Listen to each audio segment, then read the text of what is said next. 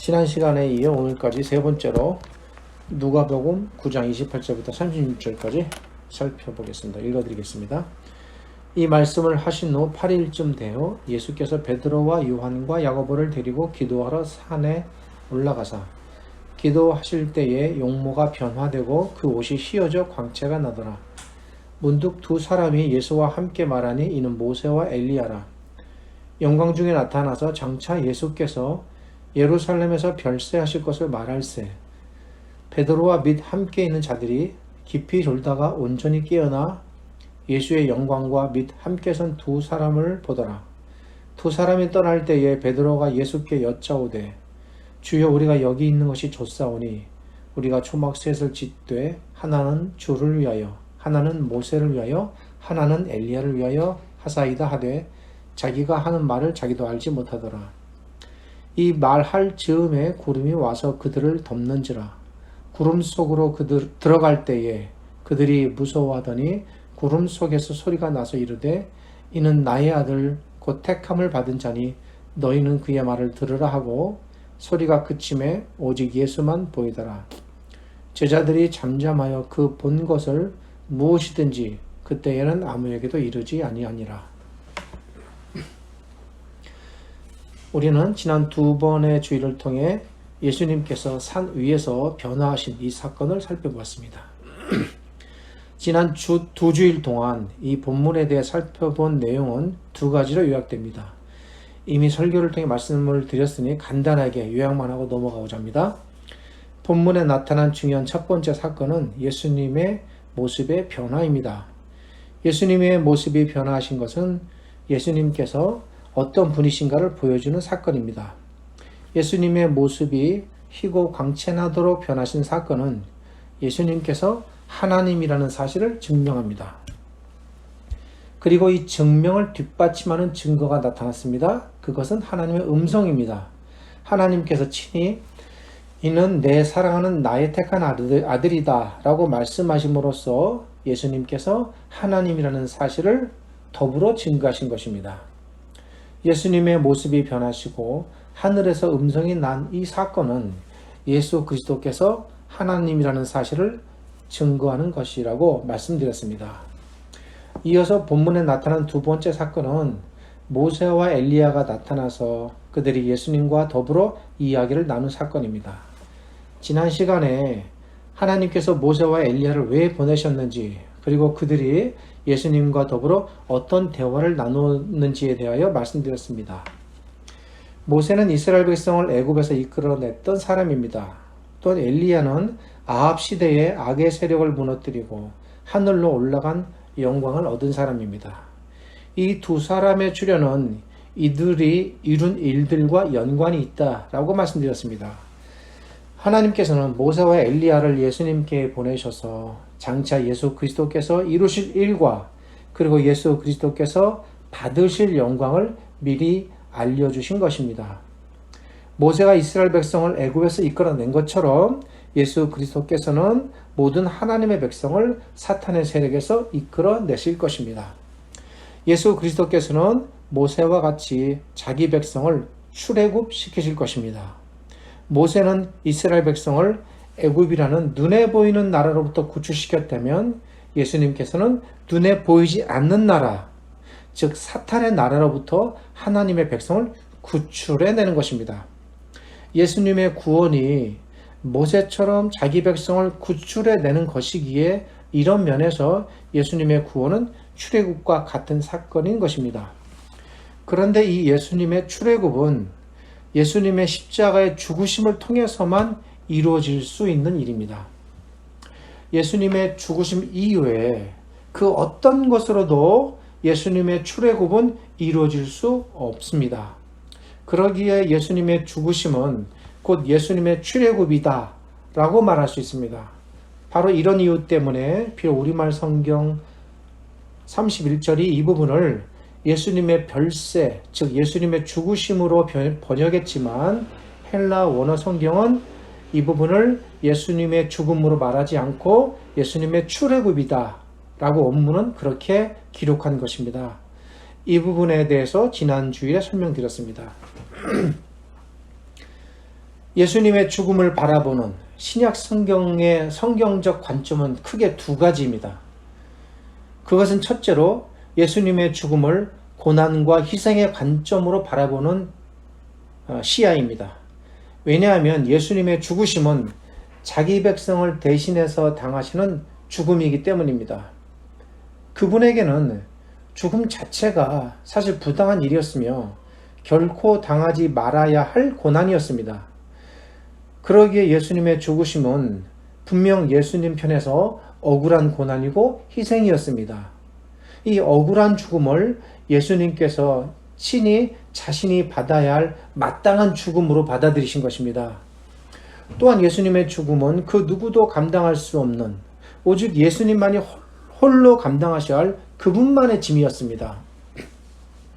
그 누구도 이 예수님의 짐을 대신 지거나 나누어 지거나 동참할 수 없었습니다. 오직 예수님 자신만이 전적으로 홀로 지셔야 할 오롯이 그분의 몫이셨습니다. 예수님의 죽으심을 이러한 관점으로 바라보고 기록한 신약의 표현이 바로 예수님의 세례라는 표현입니다. 예수님께서 요단강에서 세례를 받으실 때 이미 그분은 자신이 이러한 고난의 죽음을 당하실 것을 세상에 행위로 선포하신 것입니다. 그리고 예수님께서 자신의 죽음을 가리켜 친히 자신이 당하실 세례라고 표현하심으로써 예수님의 세례가 갖는 이러한 의미가 분명하게 드러나게 됩니다. 그 누구도 대신 감당할 수 없는 오직 예수님만의 죽음의 짐, 이것이 예수님께서 받으셔야 할 세례였으며, 그래서 이러한 의미를 신약의 기록자들은 그분의 죽음을 세례라고 기록한 것입니다. 그렇다면 예수님의 죽음은 고난과 희생으로 끝나는 것인가? 그렇다면 참으로 비극일 것입니다. 결코 그렇지 않았습니다. 예수님의 죽음이 담고 있는 놀라운 또 하나의 비밀이 있습니다. 그것은 바로 구원과 영광이라는 것입니다. 예수님께서 십자가의 죽음을 통해 온 세상의 백성을 구원하셨으며, 또한 예수님께서는 십자가의 죽음을 통해 부활과 이어지는 승천, 그리고 하늘 보좌에서의 영원히 다스리시는 영광을 얻으셨습니다. 그러기에 예수님의 죽으심은 고난과 죽음으로 끝나는 것이 아니라 구원과 영광이라는 저편 너머의 세상으로 예수님을 이끌어주는 통로가 됩니다. 예수님께서 장차 이 구원과 영광을 얻으실 것이다 라는 사실을 미리 보여준 사건이 있는데, 그 사건이 바로 우리가 지금 3주째 다루고 있는 이 변화산의 사건인 것입니다. 넓은 틀에서 이러한 큰 예수님의 사역의 관점에서 우리가 이 사건을 보다 폭넓게 숲을 보듯이 바라보는 관점이 필요합니다. 하나님께서는 예수님의 죽으심을 앞두고 모세와 엘리야를 보내 장차 예수님께서 이루실 구원과 영광을 잠시나마 지상에서 미리 보게 하신 것입니다. 아주 짧은 순간이지만 모세가 출애굽한 것처럼 예수님께서도 곧 출애굽하실 것이고, 엘리야가 영광을 얻은 것처럼 예수님께서도 곧 영광을 얻으실 것입니다. 그러기에 예수님의 죽음은 고통스러운 죽음 그 자체로 끝나는 예수님의 실패가 아니었습니다. 예수님의 죽음은 장차 온 세상의 구원을 여는 출애굽의 시작이며, 장차는 그분께서 영원히 들어가실 영광의 문이었습니다. 이것이 예수님의 죽으심을 바라보는 신약 기록자들의 또 다른 두 번째 관점입니다. 신약의 기록자들은 이 커다란 두 개의 방향, 두 개의 관점에서 그리스도의 죽으심을 이렇게 바라보고 또 이렇게 바라보았습니다. 희생과 고난과 죽음, 죽음 너머에 있는 그리스도의 영광과 승리, 이 두 개가 신약에 기록되어 있는 큰 흐름입니다. 이제 오늘 마지막으로 이 예수님의 죽으심을 두 번째 관점으로 바라본, 방금 말씀드린 그 관점입니다. 그 관점으로 바라본 또 한 분의 사도의 기록을 살펴보려고 합니다. 그분은 바로 사도 바울입니다. 사도 바울께서는 모세의 출애굽과 예수님의 십자가의 죽으심을 동일한 관점에서 보았습니다. 사도 바울께서는 구약시대의 무수한 백성이 모세를 따라 죽음의 바다인 홍해를 건넌 것처럼 신약의 모든 하나님의 백성이 예수 그리스도를 따라 홍해를 건너듯 죽음을 건너 영원한 하나님의 나라에 들어가게 되었다라고 생각했습니다. 바울 사도께서는 모세가 이스라엘 백성의 출애굽을 이끈 것처럼 예수 그리스도께서 우리들의 출애굽을 이끄셨다라고 본 것입니다. 이러한 관점으로 바울 사도께서 이렇게 말합니다. 고린도전서 10장 1절과 2절입니다. 형제들아 나는 너희가 알지 못하기를 원하지 아니하노니 우리 조상들이 다 구름 아래에 있고 바다 가운데로 지나며 모세에게 속하여 다 구름과 바다에서 세례를 받았다. 이 부분을 조금 해석할 필요가 있습니다. 세례라는 용어는 구약 성경에는 나오지 않는 용어입니다. 그렇죠? 구약 성경에는 할례라는 용어가 나옵니다. 세례라는 말이 성경에서 처음 등장하는 때에는 요한이 사람들에게 세례를 베풀 그 무렵부터였습니다. 요한이 베푸는 세례가 성경에서 처음 등장하는 세례의 첫 번째 기록입니다. 그런데 그럼에도 불구하고 사도 바울께서는 이미 이스라엘 백성이 애굽에 나올 때에 구름과 바다에서 세례를 받았다라고 기록했습니다. 여기서 바울 사도께서 말하는 세례가 이스라엘 백성이 구름과 바다에서 세례라는 의식을 가졌다는 말은 결코 아닙니다. 여기서 말하는 세례란 그들이 구름과 바다에서 받은 것이 세례를 받은 것과 같았다라는 말입니다. 세례의 기본적인 의미는 죽음으로부터의 구원, 즉 살아남입니다. 당시 이스라엘 백성은 바다 앞에서 애굽에 의해 죽임을 당할 상황에 놓였고 광야에서 여러 가지 위험과 어려움에 놓여 있었습니다. 그러나 하나님께서 그들을 바다로부터 그리고 광야로부터 구원하셨습니다. 바로 이러한 이유 때문에 바울 사도께서는 이스라엘 백성이 그건 사실 그들이 구름과 바다에서 세례받은 것과 마찬가지다라고 해석한 것입니다. 이스라엘 백성이 이렇게 구름과 바다에서 세례를 받은 것처럼 우리도 세례를 받습니다. 의식상 우리는 물로 세례를 받는데 우리가 물로 세례를 받는다는 것 속에는 본질적으로 이런 구약적 의미가 담겨 있습니다. 이스라엘 백성이 바다에서 세례를 받았다고 전하는 바울의 말처럼 우리도 바다에서 건짐을 받았다는 의미가 들어있는 것입니다. 이스라엘 백성에게 바다가 죽음을 의미했으나 그들이 그 죽음의 바다로부터 건짐을 받은 것처럼 우리도 죽음과 같은 바다로부터 건짐을 받았다는 것입니다. 그래서 우리도 물로 세례를 받습니다. 그 죽음과 같은 우리의 바다는 사단의 세력이고 그의 장악입니다. 거기서 우리가 건짐받은 것입니다.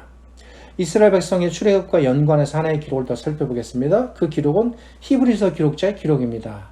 히브리서 11장 29절입니다. 기록자는 이렇게 말합니다. 믿음으로 그들은 홍해를 육지같이 건넜으나 애굽 사람들은 이것을 시험하다 빠져 죽었으며. 특히 11장은 믿음에 대하여 기록하는 장입니다. 동일한 사건을 바라보는 바울 사도께서는 그들이 바다에서 세례를 받았다라고 기록한 반면 히브리서 기록자는 그들이 믿음으로 홍해를 육지까지 건넜다라고 기록했습니다. 같은 사건입니다. 근데 바라보는 시각이 조금씩 틀립니다. 이 틀림이 서로 다른 것이 아니라 다양한 것입니다. 표현은 다르나 바울 사도와 히브리서 기록자가 바라보는 이 바다 사건의 의미는 본질적으로 같습니다. 그것은 하나님께서 자기 백성을 죽음으로부터 건져내셨다는 것입니다. 바울 사도께서는 세례라는 표현을 통해 하나님께서 이스라엘 백성을 죽음에서 건지셨다고 나타냈다면 히브리서 기록자는 믿음으로 홍해를 육지같이 건넜다라는 표현을 통해서 하나님께서 이스라엘 백성을 죽음에서 건지셨다는 사실을 표현해내고 있는 것입니다.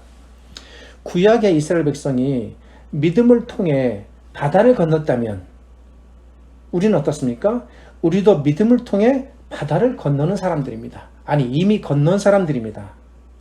이스라엘 백성이 믿음으로 바다를 건너 애굽으로부터 나왔다면 우리도 믿음을 통해 죽음의 바다인 사탄의 세력을 나와 영원한 하나님의 나라에 또 들어가고 있는 사람들입니다. 정리하겠습니다. 예수님의 변화산 사건은 장차 그분께서 이루실 구원과 영광을 나타내는 사건이라는 것에 초점이 모아지는 사건입니다. 특별히 예수님의 변화산 사건은 장차 그분께서 이루실 그분의 영광을 나타내는 출애굽 사건이었습니다. 모세의 출애굽에 이스라엘 백성이 모두 참여했듯이 이 예수님의 출애굽에 이제 모든 하나님 백성, 우리들이 참여하는 것입니다. 우리도 예수님과 더불어 그 출애굽 속으로 들어가는 것입니다. 우리도 예수님과 더불어 사탄의 모든 세력을 꺾고 영원한 하나님의 나라, 승리의 나라로 들어가게 되는 것입니다.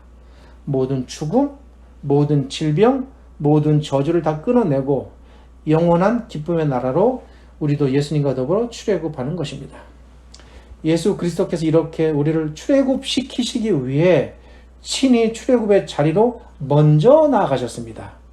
이것이 그분께서 당하시는 십자가의 죽음의 의미입니다. 끝으로 히브리서 기록자는 이렇게 말합니다. 히브리서 12장 2절입니다. 믿음의 주요 또 온전케 하시는 이인 예수를 바라보자. 그는 그 앞에 있는 기쁨을 위하여, 주목해야 할 부분이 이 부분입니다. 그 앞에 있는 기쁨을 위하여 십자가를 참으사 부끄러움을 개의치 아니하시더니 마침내 하나님의 보좌 우편에 앉으셨느니라. 기록자는 예수님께서 십자가의 죽음을 당하시사 부끄러워하지 않으셨다라고 말합니다. 그 이유는 예수님께서 십자가의 죽음 너머에 있는 기쁨을 바라보셨기 때문입니다. 그 죽음 너머에 있는 기쁨을 미리 알려주시고 그 기쁨을 미리 바라보라고 알려준 게 바로 오늘 이 변화산 사건입니다. 모세가 가나안의 영광을 바라보고 애굽에서 출애굽의 모든 고통을 견뎌냈듯이 우리 주님께서도 십자가 너머의 영광을 바라보셨기 때문에 친히 그리고 담담하게 자발적으로 그 고통의 길로 나아가신 것입니다. 히브리서 기록자는 동일한 관점으로 우리에게 전합니다. 예수 그리스도께서 기쁨을 바라보시고 십자가의 치욕을 참아내셨듯 우리도 동일한 마음으로 장차 받을 치욕 너머의 영광, 기쁨을 소망하며 십자가의 치욕을 참으라고 말하는 것입니다. 우리가 이 땅에서 예수 그리스도를 믿는다는 것은 결코 쉬운 일이 아닐 것입니다. 엉터리로 대충대충 눈치 보며 눈치껏 믿는 것이 아니라 참되고 진실된 마음으로 그리고 순전한 자세로 예수 그리스도를 믿고 따른다는 것 결코 만만한 일이 아닙니다. 나의 이익과 예수 그리스도를 선택해야 하는 현실 앞에서 때로 선택은 쉽지 않을 수 있습니다. 그래도 우리는 이런 모든 힘듦을 이겨내고 참고 견뎌라 라는 것이 기록자들의 외침입니다. 왜? 그 십자가 너머에 기쁨이 있기 때문입니다. 기쁨을 바라보는 자 능히 넘어갈 수 있습니다. 우리 모두 친히 바닷속으로 앞서가시는 예수 그리스도를 따라 거룩한 출애굽의 이 행렬에 흔들리지 말고 동참하시기를 권합니다. 이것이 이 본문이 우리에게 주는 궁극적인 메시지입니다. 기도하겠습니다. 하나님 감사합니다. 오늘로 이 말씀, 이 본문을 가지고 세 번째 살펴봅니다. 우리 주님께서 친히 출애굽을 통하여 우리 모두를 구원해 내셨고 건지셨음을 깨닫습니다. 이 영광을 오직 하나님께 돌려드리며 우리 구원에 대하여 기뻐하고 찬송드립니다. 주님께서 앞서가신 그 길을 기꺼이 따르게 하시고 저 영광의 나라 들어갈 때까지 흔들림 없이 믿음의 길, 순종과 복종의 길, 감사와 기쁨의 길로 나아가게 하여 주옵소서. 히브리서 기록자의 기록처럼 수치 너머에 있는 그 기쁨을 생각하며 우리의 모든 길들을 믿음으로 잘 견디고 꿋꿋하게 받아내는 저희들 되게 하여 주시옵소서. 지금은 우리 주님 예수 그리스도의 은혜와 저희를 지극히 사랑하시는 아버지 하나님의 크신 사랑과 오늘도 이 말씀으로 우리를 견책하시고 이끄시고 깨닫게 하시며 위로하시는 성령 하나님의 함께 하심이 삼위 하나님을 예배하는 저희들과 그리고 저희와 더불어 함께 믿음으로 살아가는 드림팀 그리고 그분에게 모든 성도들, 가족들, 흩어져 있는 모든 성도들, 자녀들 위해 영원토록 함께 하시기를 주님의 이름으로 축원하옵나이다. 아멘.